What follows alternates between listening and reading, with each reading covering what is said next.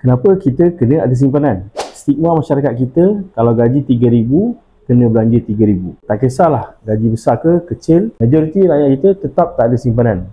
Lebih separuh daripada rakyat Malaysia tak ada simpanan even RM1,000. Simpanan ni tuan-puan sebenarnya adalah untuk kita kayakan diri sendiri. Belanja, kita kayakan orang lain. Kerja penat-penat, akhirnya kita kayakan orang lain. Jadi mestilah kita nak kayakan diri sendiri. Betul tak? Cara ni tuan-puan dengan simpan duit. Tapi ramai yang simpan bila ada duit lebih. Kalau tak ada duit lebih, alamatnya tak menyimpankan. Sebab tu kita kena utamakan diri sendiri kita. Kayakan diri sendiri sebelum kita kayakan orang lain. Dapat je gaji, simpan dulu dan belanja selebihnya.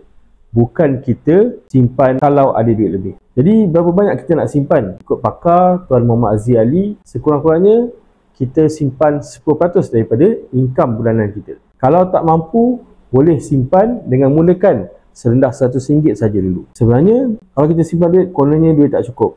Tapi tak simpan pun tetap tak cukup juga.